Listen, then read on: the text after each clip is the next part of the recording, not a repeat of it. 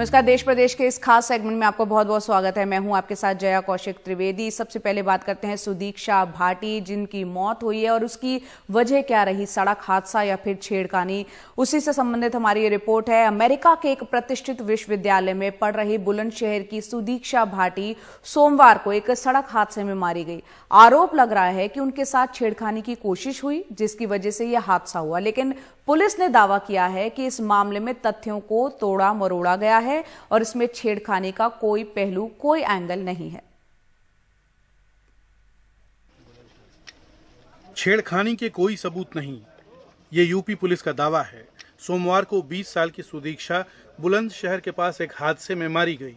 वो नोएडा की टॉपर थी और पढ़ाई के लिए अमेरिका गई थी। परिवार का दावा है कि हादसा इसलिए हुआ कि मोटरसाइकिल चला रहे दो लोग उसे तंग कर रहे थे। लेकिन अब पुलिस का आरोप है कि छेड़खानी का आरोप मीडिया का ध्यान खींचने के लिए लगाया गया ताकि बीमा मिलना आसान हो जाए। चचेरा भाई निगम भाटी जो था, उसने जो बयान शुरुआती दौर में दिया, उसमें न तो छेड़छाड़ की किसी घटना का उल्लेख था, बल्कि बस केवल इतना था कि सामने से ब्रेक लगने के कारण फिसल गया, फिसलने से मोटरसाइकिल गिर गई और बहन की चोट लगने से मौत हो गई। भाई ने एक तहरीर भी लिखी, लेकिन फिर थोड़ी देर बाद उसने कहा कि जब परिवार वाले आ जाएंगे तो तहरीर देंगे, इसलिए अपनी तहरीर वापस ले ली। उसमें भी उसने किसी प्रकार की छेड़खानी या अन्य किसी विवाद की कोई न तो आशंका जाहिर की थी, न इस बात को बताया था। मंगलवार रात इस मामले में एफआईआर दर्ज हुई, यानी मौत के 36 घंटे बाद। इस एफआईआर में किसी छेड़खानी का जिक्र नहीं है, बल्कि एफआईआर में लापरवाही से ड्राइविंग और नियमों की अनदेखी के आरोप हैं। अब तक की जांच में और जो चश्मदीद है उसके बयान में कहीं से भी इस बात की पुष्टि नहीं हो पाई है कि किसी तरह का कोई छेड़खानी का प्रकरण था। बुधवार सुबह 15 से ज्यादा बुलेट मोटरसाइकिलें इस बुलंदशहर पुलिस स्टेशन में लाई गईं। उनके मालिकों से सवाल पूछे गए ताकि उनकी पहचान हो सके, जिन्हें इस हादसे के लिए जिम्मेदार बताया जा रहा है। बुलंदशहर से मनीष शर्मा के साथ अरुण सिंह, एनडीटीवी इंडिया के लिए। वहीं उत्तर प्रदेश के गोरखपुर के पिपराइच इलाके में एक 16 साल की नाबालिग लड़की ने छेड़खानी से तंग आकर आत्मदाह कर लिया। पुलिस ने छेड़छाड़ के आरोपी लड़के के माता पिता को गिरफ्तार कर लिया है, लेकिन लड़का अभी तक फरार है। लड़की के घर वालों का यह कहना है कि घटना के दिन लड़के ने लड़की को खेत में ले जाकर रेप करने की कोशिश की थी। गोरखपुर के पिपराइच में एक 16 साल की बच्ची जब भी घर से कोचिंग के लिए निकलती, एक शोहदा रोज रास्ते में उससे छेड़खानी करता। सोमवार शाम वो उसे गन्ने के खेत में खींच ले गया और रेप करने की कोशिश की। लड़की उसके चंगुल से बच निकली, लेकिन उससे तंग आके उसने खुद को आग लगा ली। उसे गोरखपुर मेडिकल कॉलेज में भर्ती किया गया, जहां उसकी मौत हो गई। बच्ची का बयान नहीं लिया जा सका क्योंकि वो अचेत अवस्था में थी। इसी क्रम में कल दोपहर 2:30-3 बजे के करीब बच्ची का देहांत हो गया। पुलिस ने आरोपी के पिता और उसकी माता दोनों को अपनी गिरफ्त में ले लिया है। आरोपी की तलाश जारी है, शीघ्र ही हम उसे भी गिरफ्तार कर लेंगे। गांव के लोग बताते हैं कि रोज रोज की छेड़खानी से तंग आके बच्ची ने माँ बाप को इसकी जानकारी दी। माँ बाप इसकी शिकायत करने शोहदे के घर गए तो उसके माँ बाप ने उन्हें भगा दिया। पुलिस ने अब उन्हें भी पकड़ लिया है और माँ बाप के खिलाफ पॉक्सो एक्ट समेत कई आपराधिक दफाओं में मुकदमा दर्ज किया है। युवक बगल के ही घर का रहने वाला है और वो भी 18 वर्ष का एक नई उम्र का लड़का है, जिसका चाल चलन बहुत अच्छा नहीं बताया जा रहा है। इस प्रकरण में मुकदमा पंजीकृत होने के बाद पुलिस अग्रिम विधिक कार्रवाई कर रही है। सोचिए कोई बच्ची शोहदों से कितना तंग आई होगी कि उसने अपनी जान देना ही मुनासिब समझा, और वो भी इस दर्दनाक तरीके से। ऐसी घटनाओं से साफ लगता है कि अपराधियों में पुलिस का इकबाल जो है वो बहुत कम हो गया है। लखनऊ में कैमरामैन राजेश गुप्ता के साथ कमाल खान, एनडीटीवी इंडिया। और अब बात करते हैं कोरोना के असर की। कोरोना ने बहुत सारे संकट पैदा किए, लेकिन एक संकट की चर्चा बहुत कम हो रही है। गरीब बच्चे स्कूल छोड़ने को मजबूर हैं और उन्हें मजदूरी में लगाया जा रहा है। दरअसल इन बच्चों के पास पढ़ाई के लिए या तो स्मार्टफोन नहीं है, किन्हीं के पास या तो इंटरनेट की सुविधा नहीं है। ऐसे तमाम बच्चे हैं जो इस वक्त महरूम रह रहे हैं पढ़ाई से। यूपी से आलोक पांडे, प्रभात कुमार और अशोक कश्यप की आइए देखते हैं रिपोर्ट।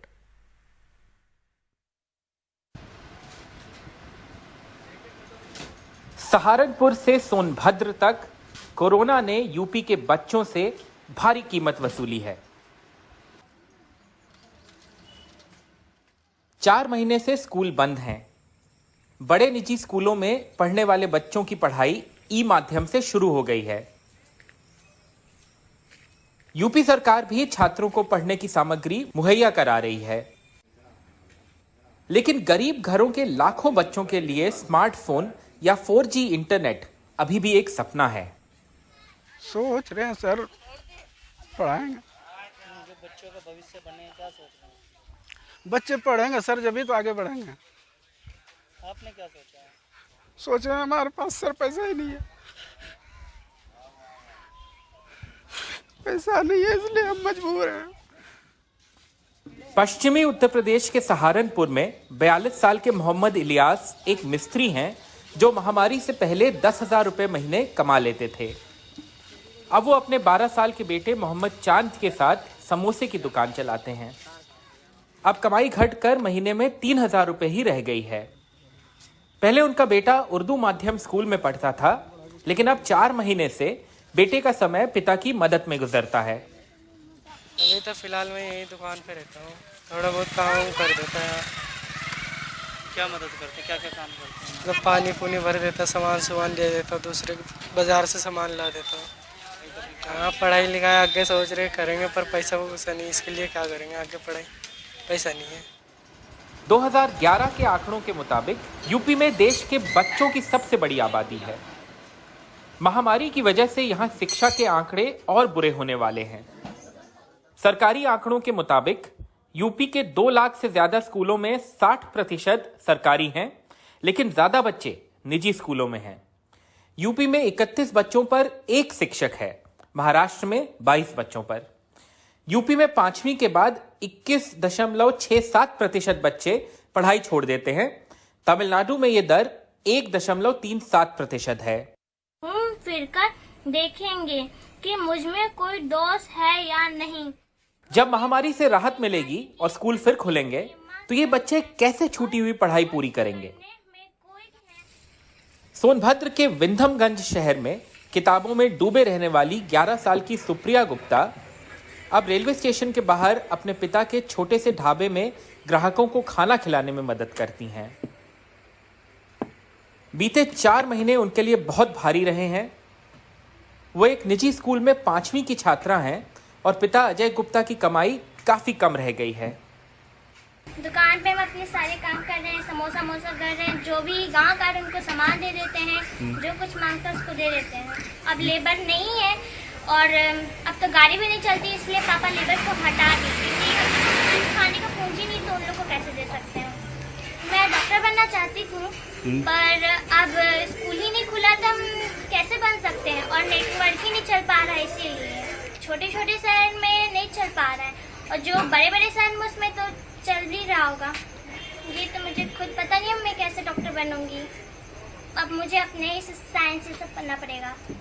पहले बीच में हुआ कि ऑनलाइन पढ़ाई होगी, स्कूल बंद हुआ, भाई कोविड-19 की वजह से कोई कहीं जाएगा स्कूल में नहीं, और दूसरी तरफ की ऑनलाइन पढ़ाई होगा कैसे जब यहाँ नेटवर्क बढ़िया से बात नहीं हो पाता है, बढ़िया से कोई नेटवर्क का व्यवस्था नहीं है। नेट एकदम मालूम पड़ता है कि हम लोग 4G का पैसा देते हैं और 2G भी हम लोग को नहीं मिल पाती है।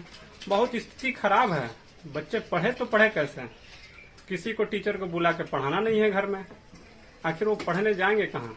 कोविड-19 महामारी से पहले भी उत्तर प्रदेश में जो स्कूली बच्चों की ड्रॉप आउट दरें थीं वो काफ़ी ज़्यादा थीं, और अब जिस तरह के हालात बने हैं उससे यही लगता है कि आने वाले दिनों में जो यूपी की शिक्षा व्यवस्था है उस पर काफ़ी दबाव पड़ने वाला है।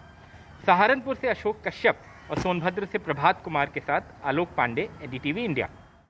और अब बात करते हैं उत्तर प्रदेश के अलीगढ़ की, जहां गोंडा थाना में बुधवार को बीजेपी विधायक और थाना अध्यक्ष के बीच जमकर विवाद हुआ। दरअसल अलीगढ़ के अगलास विधानसभा क्षेत्र के विधायक राजकुमार अपने विद्यार्थी परिषद के कार्यकर्ता के मामले को लेकर थाने पहुंचे थे, लेकिन आरोप प्रत्यारोप का मामला बहुत ज्यादा बढ़ गया। आरोप है कि पुलिस ने विधायक जी के कपड़े फाड़ते हुए उनके साथ मारपीट तक की।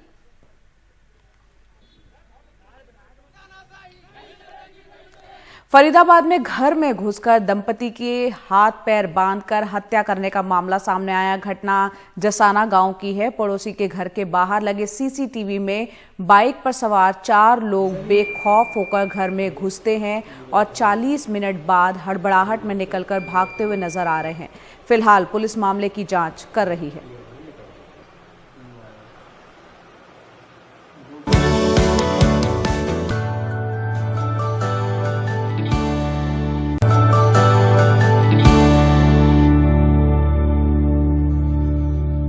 ब्रेक के बाद एक बार फिर आपका बहुत बहुत स्वागत है। देहरादून में पुलिस की दरिंदगी का मामला सामने आया है। उत्तराखंड पुलिस के एडीजी जेल पर एक युवक को पीटने का आरोप लगा है। अब मामले की जांच की बात कही जा रही है। पुलिस की दरिंदगी के निशान इस नौजवान के शरीर पर आज भी मौजूद हैं। बिना एफआईआर उसे पुलिस चौकी में लाया गया और फिर पीटा गया। कहा जा रहा है कि पुलिस के एक एडीजी उस वक्त वहां मौजूद थे। मुझे 2-1 बजे के करीब कॉल आता है कि वो पीवीके जी का, प्रसाद सर का, कि आप कहाँ हो। मैंने बोला मैं बाहर हूँ। तो उन्होंने बोला कि आप अभी चौकी आ सकते हो। मैंने बोला क्यों? तो उन्होंने बोला मुझे आपसे कुछ 2-3 सवाल पूछने हैं, फिर आपको छोड़ दिया जाएगा। मैंने बोला मैं अपने पापा को ले आता हूँ। फिर बहुत प्यार से बुलाया कि 2 सवाल की बात है बेटा, तुम मेरे बच्चे जैसे हो, मैं भी नहीं चाहता तो कुछ हो वगैरह हो। तो मैंने सोचा हाँ चलो सही कह रहे हैं, चले जाते हैं, बात ही तो करनी है। बात करने गए, नाम वाम पूछा और फिर मारा बहुत मारा। वजह नहीं बताई, बस मारा। आपको बुलाया था तो आपने मैंने पूछने का मौका कुछ नहीं, बस जब मैं मार रहा था मुंह बंद करके कि चुप रह तू, हल्ला मत मचा, और मारा। कहाँ से मारा? डंडे से, फट्टे से और लात घुसे, थप्पड़। बताया जा रहा है कि मारपीट निजी वजहों से हुई। पीड़ित के घर वालों ने पुलिस के बड़े अफसरों के साथ ही मानवाधिकार आयोग में भी शिकायत दर्ज करवाई। मामले की जांच के आदेश दे दिए गए हैं। इसमें जो भी एलिगेशंस लगाए गए हैं उसके बारे में एसपीसीटी है वो जांच कर रही है और उनको बताया है कि सारे एस्पेक्ट्स को एग्जामिन करते हुए फिर अपनी रिपोर्ट सबमिट करेंगी और जो भी फाइंडिंग्स रहेंगी उस हिसाब से हम आगे कार्रवाई करेंगे। इसमें निजी मामलों को चौकी में इस तरह कानून अपने हाथ में लेकर निपटने की इस परंपरा को लेकर सवाल सिर्फ देहरादून में नहीं बल्कि पूरे देश में उठ रहे हैं। देहरादून से दिनेश मानसेरा की रिपोर्ट, एनडीटीवी इंडिया।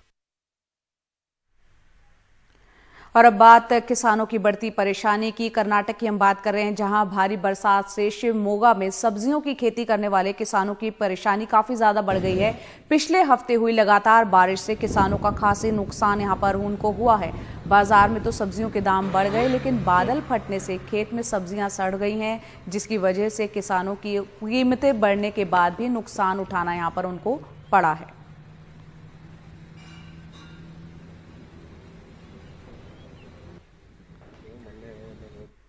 वहीं दूसरी तरफ मध्य प्रदेश के सतना जिले के नागौर थाने में बारिश का पानी भर गया। हालत ये हुई कि रिकॉर्ड रूम में भी पानी भरा हुआ दिखा। बारिश के मौसम में यहाँ कुछ ऐसा ही हाल देखने को मिलता है, लेकिन इस पर ध्यान नहीं दिया जाता। थाने परिसर में खड़ी गाड़ियां भी बरसात के चलते डूब गई, जिससे कई गाड़ियों को भी खासा नुकसान पहुंचा बताया जा रहा है।